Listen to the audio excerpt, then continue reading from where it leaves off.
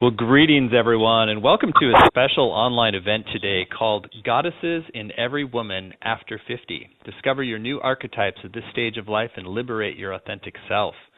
My name is Stephen Dinan. I'm the founder and CEO of the Shift Network, and I'm thrilled to be hosting today, partially because the response has been incredible. We have over 20,000 people signed up for today's call, and we get to be in dialogue with a real hero, a heroine to so many of us. Her name is Shinoda Bolen. She's a feminine psychology pioneer. Teachings invite seekers to embrace playing a leading role in the unfolding of your life stories through feminist insights with classical myths and Jungian archetypal psychology. She has authored many books, including Goddesses in Every Woman, and it's really a pleasure and honor to be doing this program today right after the historic Women's March that both in D.C. and around the world really reflects an activation of the feminine that is rising up in our times, and Jean is going to reflect on today about what does that mean for all of us as we move forward to create a better world. So thank you so much, Jean, for your work and for joining us here today. It's a real pleasure. It's also to do this after the march. I mean, I was in D.C. on Saturday, sort of in and out of Washington, D.C., and the march was an experience of remembering our own history, feeling how wonderful it is when there were women of all ages, women who were carrying babies, there were young children, there were young men, older men, but mostly there was this wonderful sense of we are part of something that is motivated by love and by a sense of bringing the feminine, which is really needed at this time. And I just had a sense, it's hard to describe. One of the things is that those of us who were present, the adjectives to describe it when it was an inner profound experience at one level and it was this outer event on the other. And what I hope to do in my course is to have the remembrance of the kinds of things in which we felt called to do something and how it turned out. Because every woman and man who went to a march somewhere, but especially those that were called to go to Washington, we were answering something inside of ourselves that is a kind of true compass in us. And to be reminded of that is a gift. Well, I think it's no accident that the idea for the Women's March came from a grandmother in Hawaii who had just had the initial idea, and 10,000 people jumped on board. And I heard from so many people that they went with their mothers and their daughters, and it became like this intergenerational rising up as well. Versus some marches and protests tend to be very, very youth centered or very, kind of the angry youth. But this was really an intergenerational coming together. It was very beautiful. So it was not before we go further, intergenerational, but it was nice. It was nice. The man said, I've been in mobs before, but never one that was so nice. Meaning considerate. That's a great point.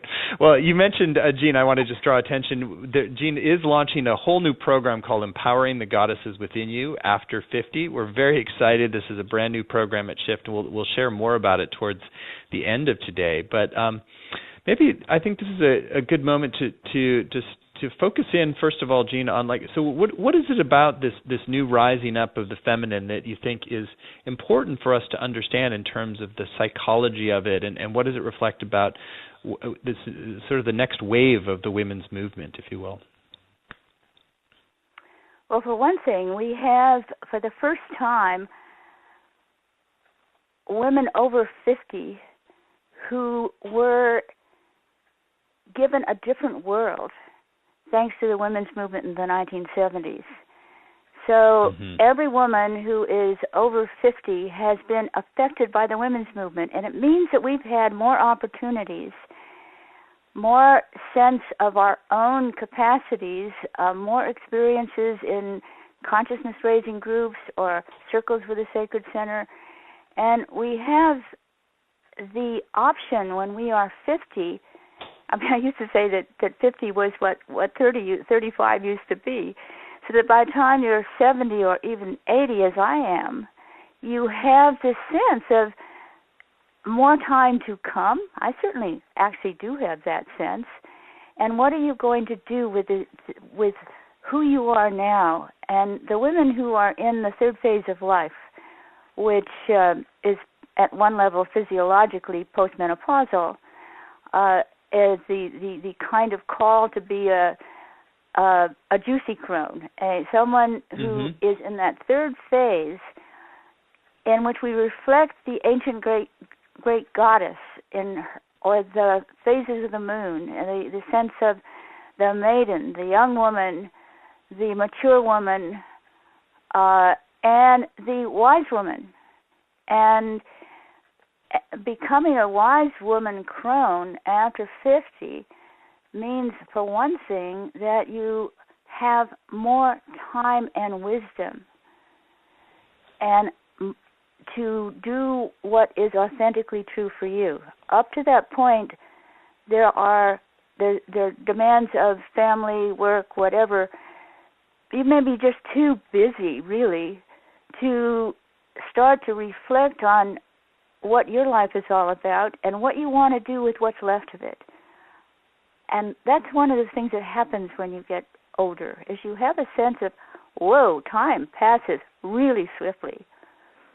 And so I have often thought myself and put it out, the quote from Mary Oliver from her poem A Summer Day, in which she says, "Doesn't everything die at last and too soon? Tell me, what do you plan to do with your one wild and precious life?" Now, precious is so obviously, you know what precious means. But I think about wild as what you came in with, the archetypal level, the parts of the talents, the abilities, the inherent you-ness that is like a virgin forest, hasn't been cut down. It still exists somewhere in your psyche. The energies that were present when you were 6 and were 9 and 16 are still there. And if it's archetypal energy that really is who you are, then this is a time when it can come out.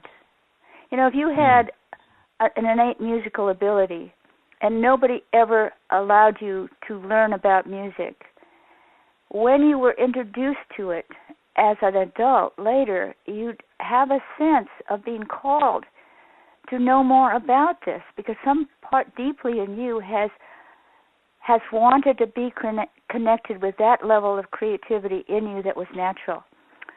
So this is the sense of these years, that when you have done your responsible, you've done as best you can or not. That's the other thing.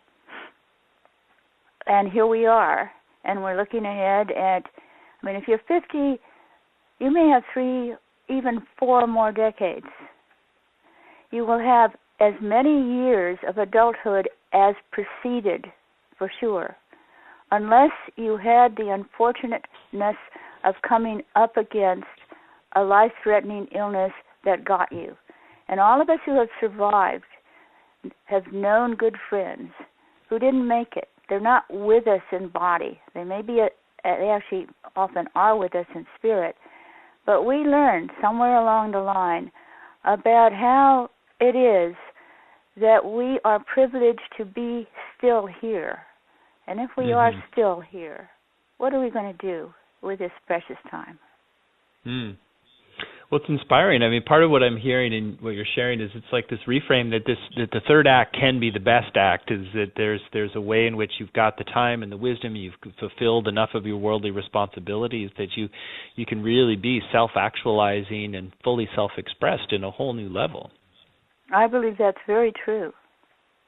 And, the third act is like when you see a theater performance, the third act is when it comes together, when whatever happened in the first 2 acts leaves you sort of in suspension about how is this going to turn out. The third act, you you bring the themes from the first and the second act into the third act.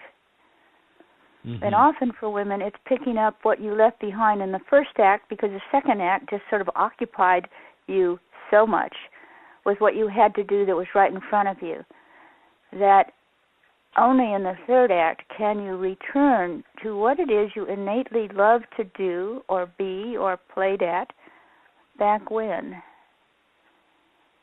Mm-hmm. And so how do the archetypes work into this? So I think it's a fascinating idea that different archetypes tend to activate at different parts of your life. And so how is it that the archetypes help to fuel this third act from being to become the most potent one? Well, there are archetypes that are, well, what they do is they mediate all the rest of you. It's like in the third act, it's what's really fascinating in mythology. In patriarchal mythology, isn't it strange that the goddesses, the divinities, or the mythologies about wisdom, almost invariably, and certainly in Greek mythology, the goddesses of wisdom they're goddesses of wisdom. They're not gods of wisdom. And why is it that older women have gained a certain wisdom from having lived this long? Partly it has had to do with having made heart commitments and learned through experience. Basically, the wisdom that comes through experience is what you bring into this third phase of your life. And it's a wisdom that then mediates and moderates inherent kind of impulsive other aspects of yourself. You learn to strategize. You learn to do a lot of different things that make you actually more effective and less possessed by some upwelling of feeling that would just have you in the moment be so impulsive or so withdrawn or whatever it is that you might defensively have done. Now the possibility is you have a moment of choice about how are you going to react to this now. And the archetypes are these innate patterns that it helps us to have names for what are basic patterns that we share so that we recognize them when they come up in us. It also means that they come from within.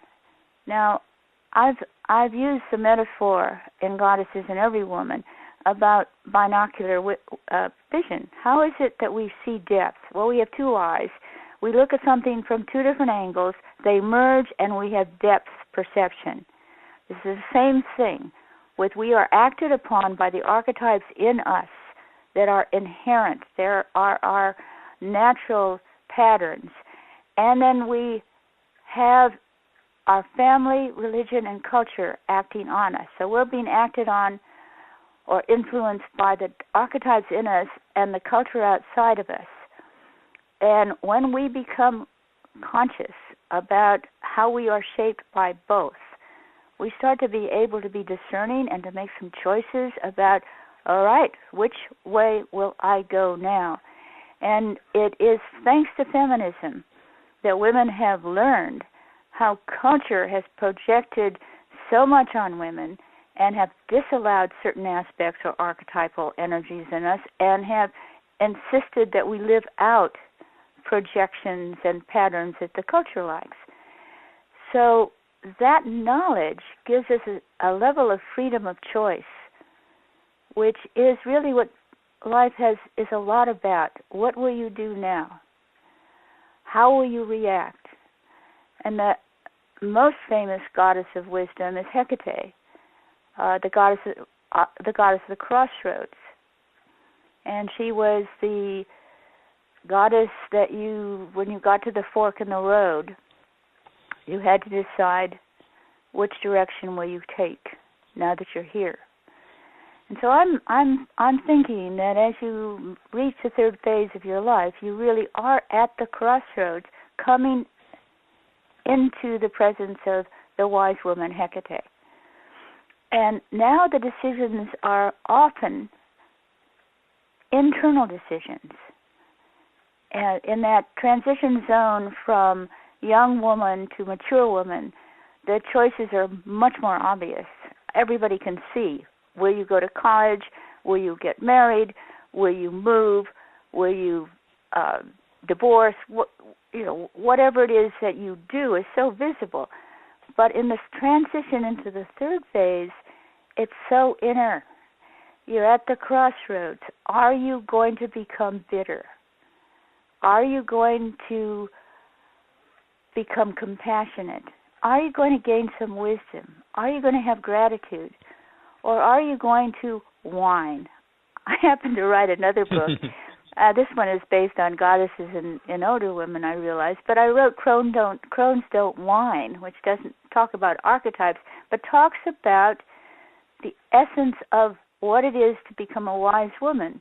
And one of it, the first thing is crones don't whine, because you cannot grow into the phase of life in which you're a wise woman if you're sitting and you're comparing yourself for, oh, I didn't have the perfect marriage. Oh, I didn't have the perfect kids. Oh, the job didn't come through. And you sit at the gateway between the second act and the third act, and you're whining about how it didn't turn out. And you can't step through that doorway into the wisdom years unless you can really look at your life and grieve for what didn't work out, and have gratitude for what it is that you are grateful for. And if you are, say, 50 years old, and you haven't looked around and realized, especially if you're an American woman or a woman in the first world, industrial world, and you've had a chance for education and for travel, and you've had reproductive choice, and you've been aware that other women in this world do not have these choices or rights. And at this point, to have gratitude, to not whine about what didn't happen, to not become bitter or cynical, but to be grateful and then feeling responsible. I think that there was a phrase that impressed me way back when, to whom much is given, much is expected. And I think that there's a certain real wisdom in appreciation, that if you have been gifted, privileged, if your mind is still working, if your health is good enough, whatever it is, you have a lot to be thankful for, and what are you going to do to give back? And this is what motivates so much giving back energy in wise women, crone-aged, third act women. It's beautiful, and I think that also leads naturally into, you were going to talk about goddesses of compassion and how that's really the archetypes that start to activate in this third act as well. The Greeks didn't, which means the model of Mount Olympus with Zeus on the top, the whole model of power over, which we certainly are getting more and more aware of, that the Greeks did not have a goddess of compassion. Aphrodite is the goddess of love and goddess of beauty. But that's eros. That is erotic love. That is sensual love. What about compassion? Compassion is a deeper, wider, broader capacity to love. It's a heart-oriented capacity to have mercy. And so in the Eastern religions, there are bodhisattvas or goddesses of compassion, Kuan Yin in China, Canaan in Japan, but throughout all of Southeast Asia and Asia, there are goddesses of compassion. And one thing about the goddess of compassion is that you don't have to work to deserve it. Mm-hmm. You have to ask for it. And the only figure that we have two figures in the United States. One is Lady Liberty, which is usually referred to as the Statue of Liberty, as if to say it is not feminine exactly. But it is really viewed from the beginning. There's always been a kind of underlying feeling that it is Lady Liberty. And Emma Lazarus' words, "Give me your tired, your poor. Your teeming masses yearning to breathe free, I lift my torch beside the golden door. I mean, that is what, it's awesome. I remember being on a cruise boat, sailing into New York Harbor and going by it and looking up at it, and I was moved. There's something about that statue and what she means. And this is a time when we really need to bring her back into conscious action, because this business about we're not going to accept immigrants, we're going to put a wall up, we're going to we are going to shut our door. Essentially, that's what the current administration is saying. We are shutting the door down.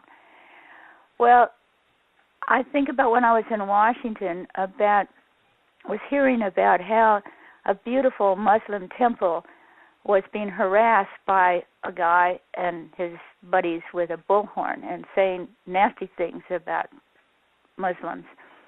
And I have a friend who drove by and then returned by and told me about the series of things that people did. It didn't work until the third person who tried to get them to stop, not with hostility, but with a kind of feminine way of being softer about things. You mobs are often what they are because they are assertive, hostile, aggressive, angry, and they, cross. They're inviting trouble from the police. Well, in this case, what happened is some people took a piece of poster paper and wrote spontaneously on it, on the sidewalk, and held it up, and it said, "Honk if you love Muslims." And all these cars that went by started honking. And it made the guy with the bullhorn go away. And Gloria Steinem at the March in Washington reminded people that if the current administration starts to register Muslims, then we should all register as Muslims. It's a different way of encountering. The feminine encounters what's wrong in a different way than the masculine does. And that's why both are needed. And so I've really felt that the Dalai Lama was right when he said it's up to Western women if we're going to have peace. Because we are the privileged ones. By Western women, I mean all of the women in the world who have a sense of empowerment and a sense of compassion and a sense of that they have something to do with what happens in their world. Every woman who says the violence against women stops with "you're not going to do that to me," or to my neighbor, or to that kid, or whatever, is doing something that adds up. I mean, this march was amazing when you touch a nerve and it spreads through the internet, but it could have spread by word of mouth, for that matter. But it didn't, because right now we had such a small window of time to get it all out there, and I think, I don't know who started the pink pussy caps, but let me tell you, that was a genius. In fact, this morning I put on my pink pussycat hat because I thought that I should wear it while we're talking, but it actually is too warm. It's actually too warm. It was a very thick one. It was knitted by an indigenous woman in Alaska who couldn't come to Washington, but several of her friends were coming from Alaska to Washington, and she and a group just knitted this whole batch for them to wear and to give away, and so I got one. And when I was in I was taking a connection flight from Denver to Dulles in Washington. I got on the plane, and there were a lot of women wearing these pink hats. I wasn't, but I was delighted to see them. It makes you smile. And at a certain point, I kind of initiated something for the stewardess to go to her microphone, and she commented upon the pink hats and for them to stand up. But she neglected the others of us who were sitting there without wearing pink hats, so that after all of that happened, I stood up and said, everyone who's going to Washington who isn't wearing a pink hat, stand up and wave your hands. And, that particular plane must have been close to 2/3 women going to Washington for the march, because it was really, we landed at 6:02 on Friday before the Saturday march began in the morning. So this is pretty last minute, all of us. But to know that you have that you're part of something that has purpose and humor, and this is one of the other goddesses that never comes up in Greek mythology to speak of, because she got so minimized, but there actually is a goddess of mirth and healing. I classified her as a goddess of healing laughter, healing humor. That when you can smile and laugh together, it heals something. And the capacity for older women, younger women get kind of sensitive. Should I laugh at this joke? Should I not laugh at this joke? The sort of laugh like a lady, whatever it is. Well, by the time you are an older woman, you can have a belly laugh that is really raucous, especially if you are with other older women. And you can laugh at things that have to do with what our bodies are doing now, for goodness sakes, But it's the kind of thing that is authentic, and a belly laugh it's a whole body experience. It is not just making nice and laughing at somebody's joke to support him, which is sort of what women tend to do, whether you think it funny or not, because then there's a moment of truth, actually. You either laugh along when it's a hostile, put-down joke, or you think about saying something, or you do say something. There are these moments of choice in everyday life, which stepping up to the plate and choosing what you will do is something that is part of what I really want to help women to realize, that you are the protagonist in your own life story, and you are about to be in the protagonist in the third act. And how are you going to be now? Are you going to hold back? Are you going to speak up? And this is where some of the, not only goddesses of compassion, but the goddesses of wisdom that have to do with having the wisdom to know that sometimes this is not the right time. Because by the time you are older, you also realize a certain level of vulnerability. And so a number of activists, and younger women activists who are in the model of Artemis, the goddess of the hunt, goddess of the moon. She is really the archetype of the women's movement.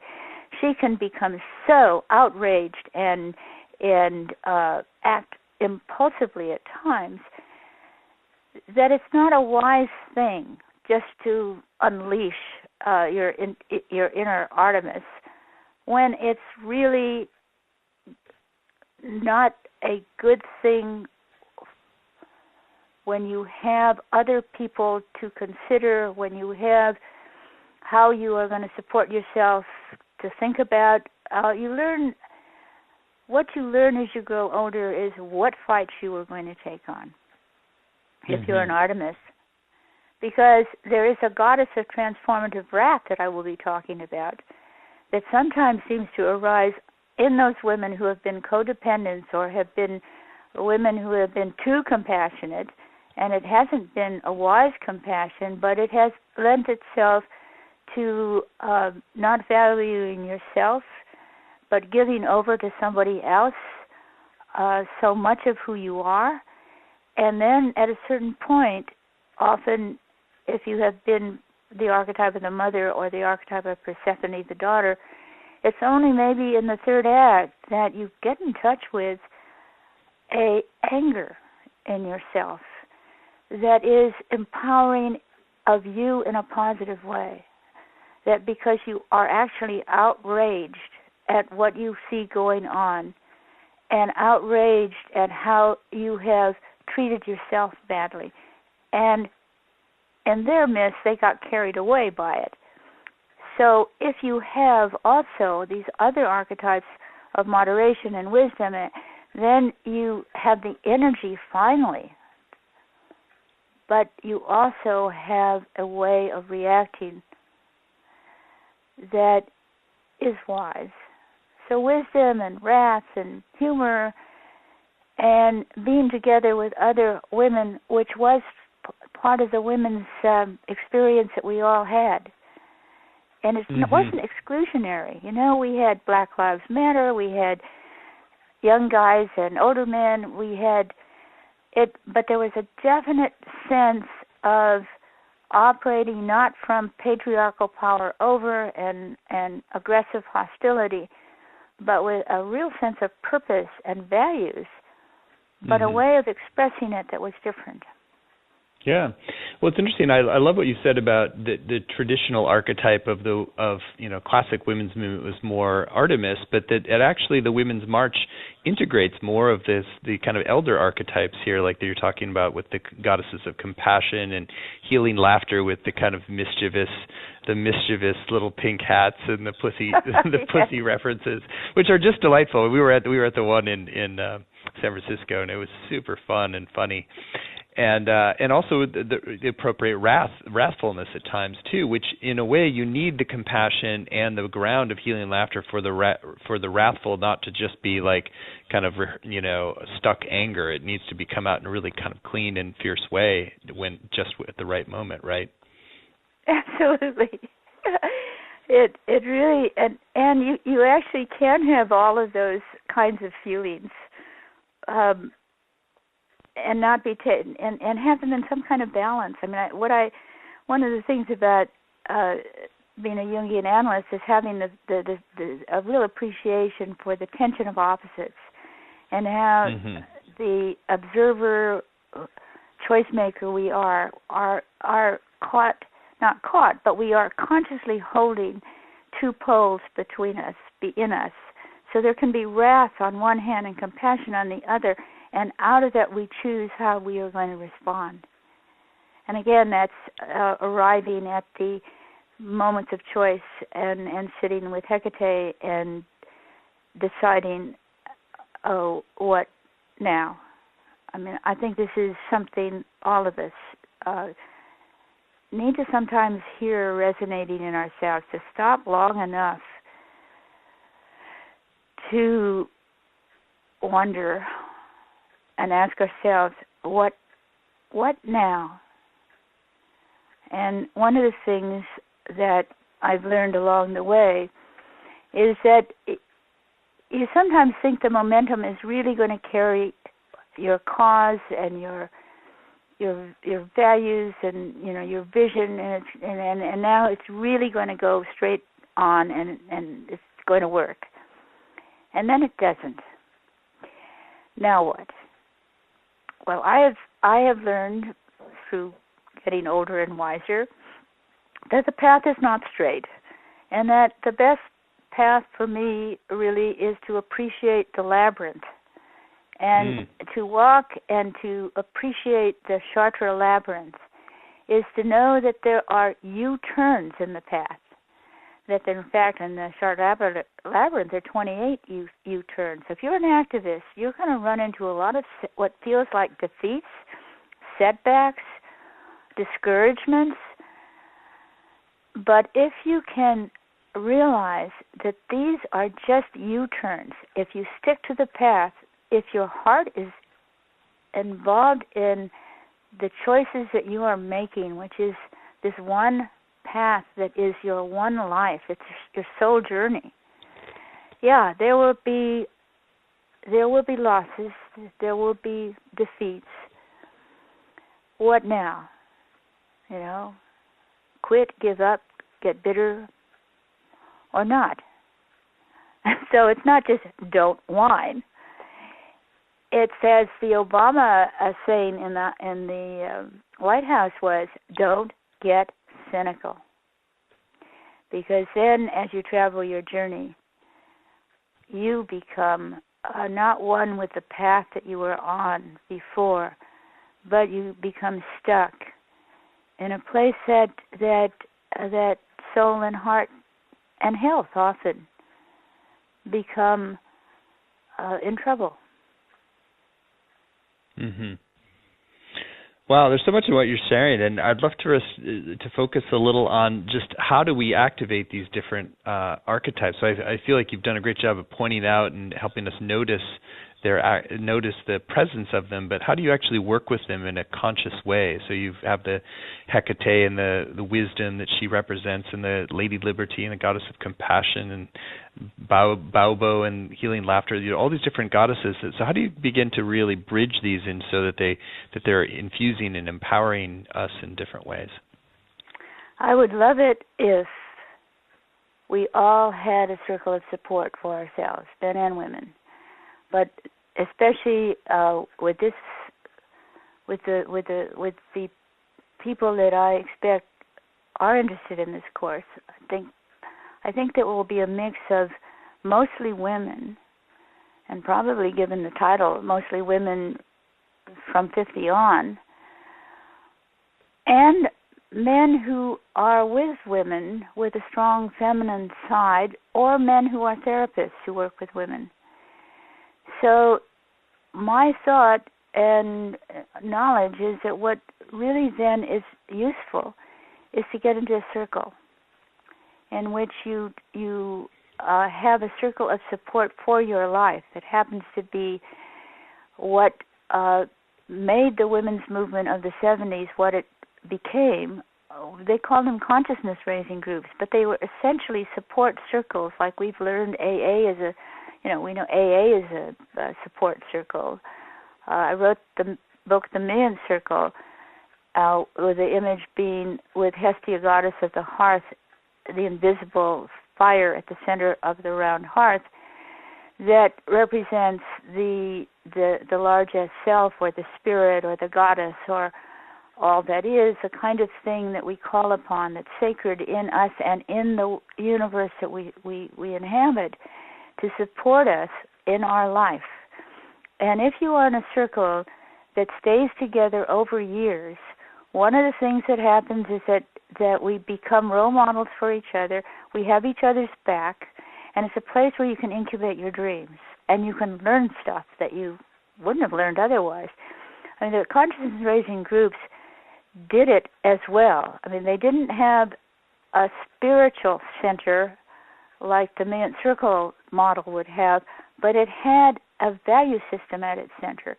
And women in the circle told the truth of their own lives and supported each other to do whatever it was that they were moved to do, now that they knew that there was something called patriarchy, and knew that they were oppressed, and knew that other women besides themselves were harassed, and all the kinds of things that raised their consciousness and made them feel akin to other women. And then that energy went forth. Well, now that, and I saw that energy, there were a lot of college-age young women in Washington. And there were a lot of women who were older, and many had actually marched before for the Vietnam War, against the Vietnam War, rather, and things like that. And so there's this group of people cross-generationally. What I'm hoping is that now that we are back from the march, that the women who went will get together with each other and include perhaps some of the men that went with them to talk about what happened to them through stepping up and being part of something bigger than themselves. Because I think just as the consciousness-raising group was the unit that changed it for us, circles with I happen to think, with a spiritual center is the unit that could truly change the world. And so the bigger vision for me is ending patriarchy by bringing in a balanced, egalitarian world in which like the yin yang symbol, that the masculine and the feminine are in balance in individuals and in culture. And the best way to live it out actually is in a circle where you tell the truth, where you can get angry, where you can cry, where you can ask for prayers. And what we know from a spiritual sense, that it seems that the spiritual world, by however you call it, responds to requests and leaves you kind of alone sometimes when you ignore it. But it's a channel, really, of energy that you can feel supported by. And when you are in a small group and you are focused on something for each other and all, it's a different way of having your back. I mean, it's a spiritual way as well as the people in it. And Angeles Arian had her 4 principles, which was show up, pay attention, speak your truth, and don't be attached to outcome. Now, this is perfect if you are speaking truth to power, which is one of the major things that women did need to do and did with the women's movement and need to do now.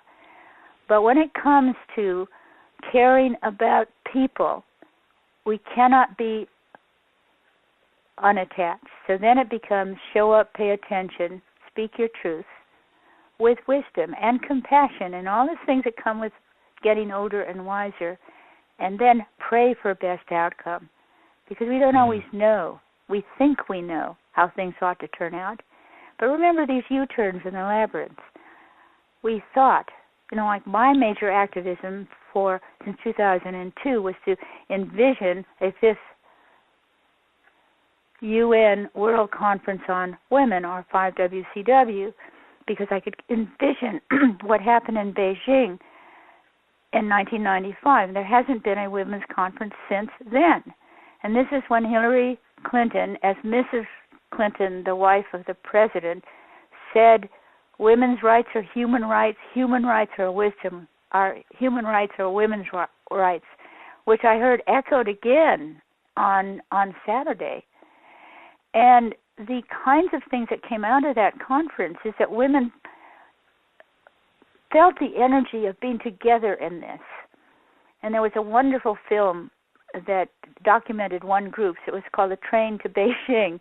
And it was a train that went from Europe all the way to Beijing, and all along the way, women joined the train and talked with each other and planned what they would do. And once they got there, women again were together. And like women's friendships, there was that trusting of we have shared values. We now know, we learn from each other, role modeling each other, and whatever. So I thought, well, what a global women's movement needs right now after the march is to go from the march into working towards a 5th Women's World Conference. And I'm not sure how it's to come about. I really have out there, I've been trying, I've been feeling a bit like I have felt like a voice crying in the wilderness after I thought it was going to happen when the president of the General Assembly and Ban Ki-moon, the Secretary General, in 2002 came out and said it's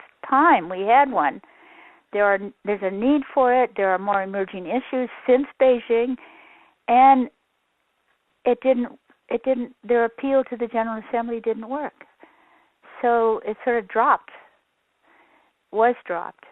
Well, I've kept persevering because I believe in this vision, but I'm wondering how it might spread through the internet, how people might lobby their countries to support such a thing. There's a nucleus of countries whose ambassadors at the UN are talking now about reintroducing this. So if the time is right, if the women who marched and the men who supported them would come out for this now, then my vision is 5WCW in 2020, which would be 25 years after Beijing. and a perfect time. May really. it be so. And may it really be so. And so this is a, yes, I'm putting out my own pitch for this, but this is what we all need to be doing. We all must have our own, whatever it is that we want, called to do. And see, what I think about every person who went to a march is most of us felt that it was something we were called to do. And I just want the people to respond affirmatively when from inside out, from inside they hear something that's going on outside. We hear about things all the time, but something inside says, I want to do that.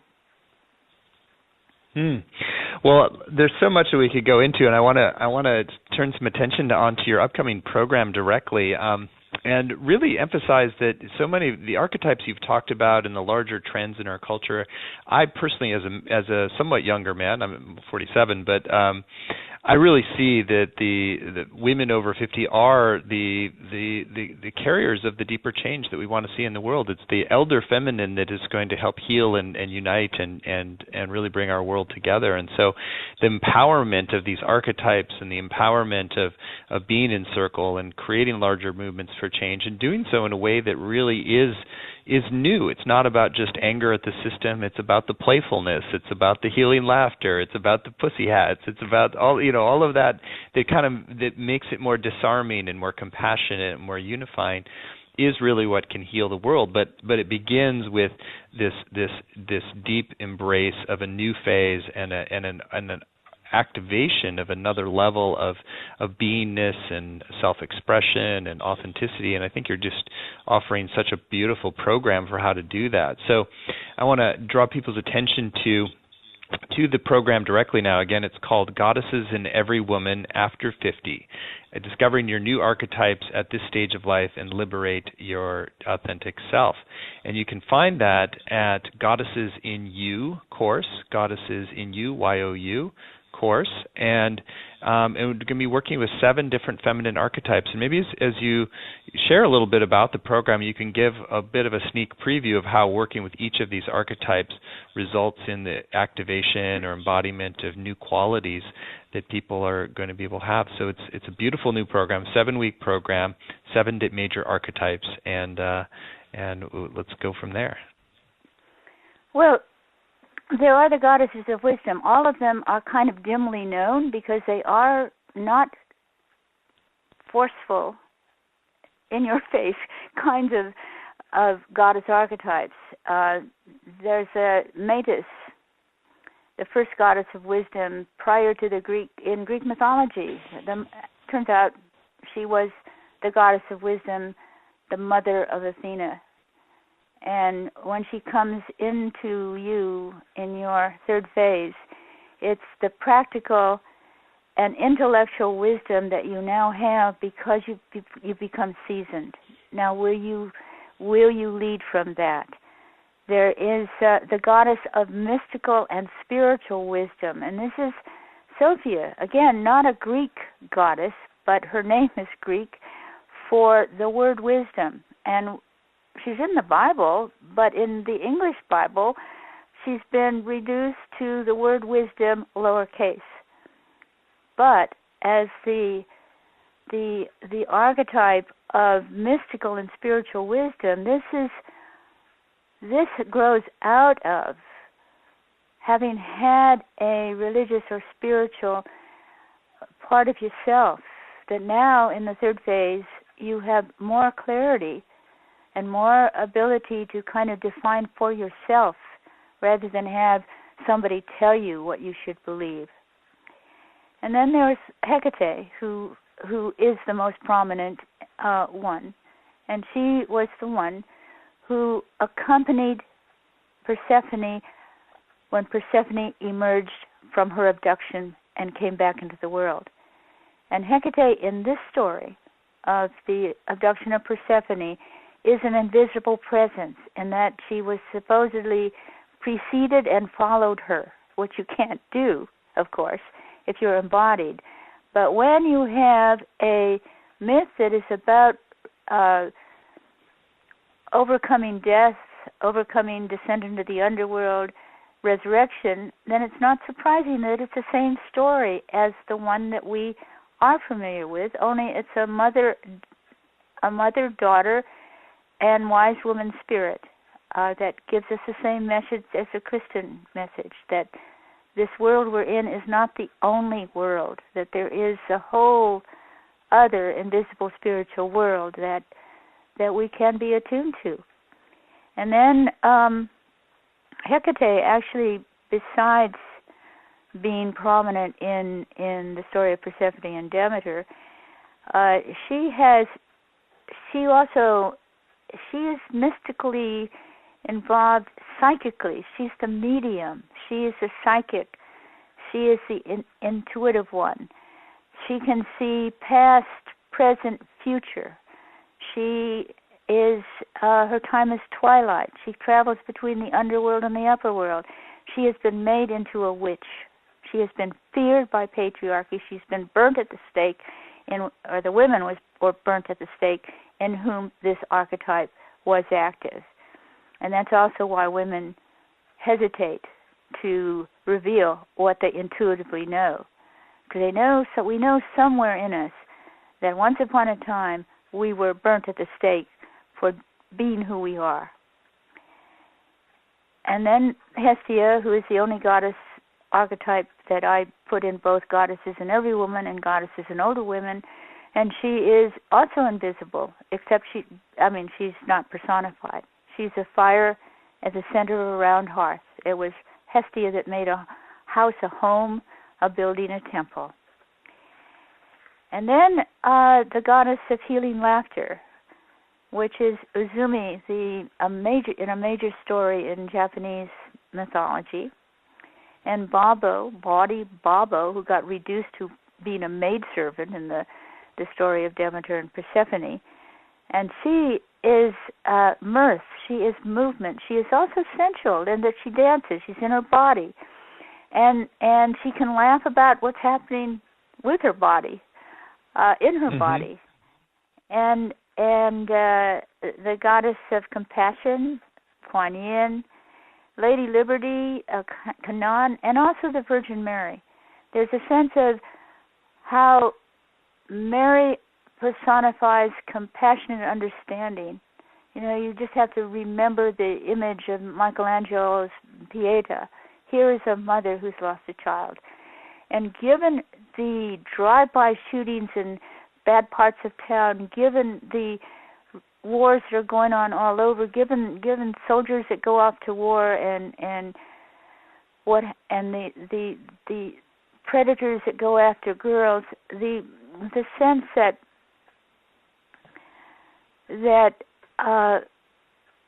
there's a feminine that knows suffering and has survived suffering.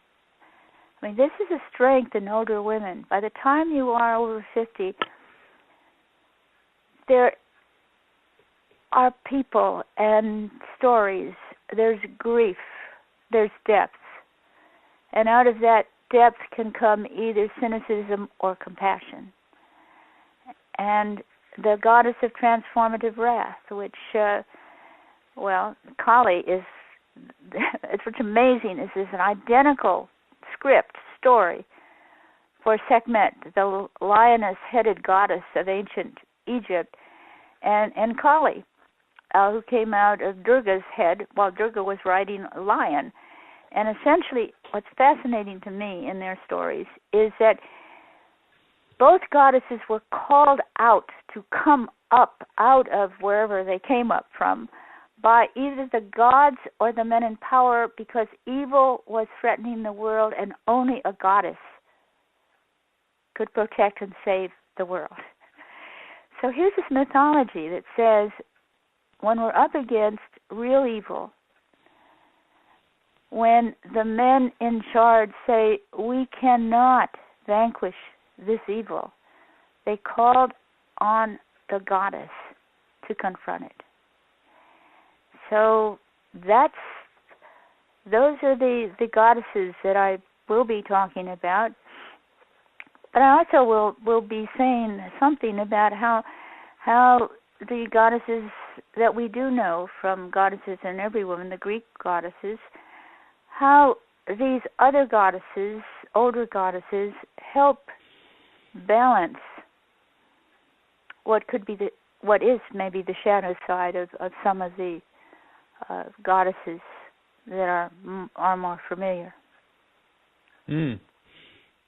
Well, it's going to be an amazing program. We know we had, I think, 400 or 500 people participated in your program last year and just raved about it, and we know this is going to be particularly juicy for those who are in this very specific phase, which has so much creative potential and so much capacity to serve not only community and family, but really the larger world. And so I think this is going to unleash so much creative, juicy, fun energy that is ultimately evolving our culture. So I'll say a few words about if you look on the page at goddessesinYoucourse.com, you can see there's 7 modules, and Jean actually goes into menopause as a powerful initiation, and circle work, and this Act 3 and of being a juicy crone, and in addition to all the different archetypes that you're working with. So you're getting some good overview teachings on things, as well as a circle of support, as Jean was talking about. There's a Facebook community that gets very active. There's recordings and PDF transcripts of every session. You can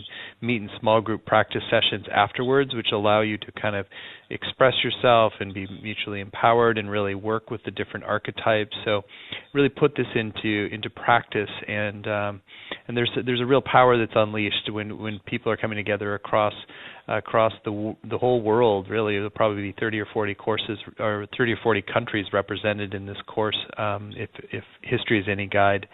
So it's going to be a great journey. There's also some beautiful bonuses that Jean has offered. There's an audio teaching on imagination, mother of all possibilities. And Jean, you want to say anything about that? That's true. It is the mother of all possibilities. You have to imagine it. You have to imagine that, say, before you can do something, you have to imagine yourself being able to do it. And this especially applies to people who have been told that they have a diagnosis with really bad statistics. You have to imagine that maybe the statistics aren't really good, but somebody survives it, and why can't it be you? If you can imagine that you could be the survivor, then you put yourself into what you need to do in order to survive, and lo and behold, it's likely quite possible. And that's at one end of the spectrum of possibilities. The other is that you see someone who's a role model, and you're the first person who has ever gone on for a higher degree, or the first person to go on to college. You remember that from being. We all know people that are the first in their family to do this, and often it did take affirmative action, the women's movement, that created the possibility. And if you look across and see someone, this is what we did for each other in the women's movement. It was like, if she could do that, then I could do what I want to do and be as well. So that's it's a powerful force, imagination. Well, that's a great bonus, and it's not the only one. So there's others. There's a video with Jean and Roger Walsh from Global Spirit called The Call of Wisdom. It's also Jean's keynote address from the 3rd International Women's Peace Conference, so that's helping seed her vision for a 5th. This is Heeding the Urgent Message from Mother. And we also have one bonus, which is just available today, and it's a big one, too. It's actually a 5-hour audio workshop from Jean called Women's Spirit, The Fire Within. And we do this as a way to encourage you to go to the page right away at goddessesinYoucourse.com and to really give everything a read through and tune in. And if you're getting that yes that you want to activate these new archetypes and be in this amazing community of women, then you've got an extra incentive to do so today. So, Jean, you want to share a little bit about that audio workshop, Women's Spirit, The Fire Within? I just want to say that it was a real workshop. It was done in Chicago,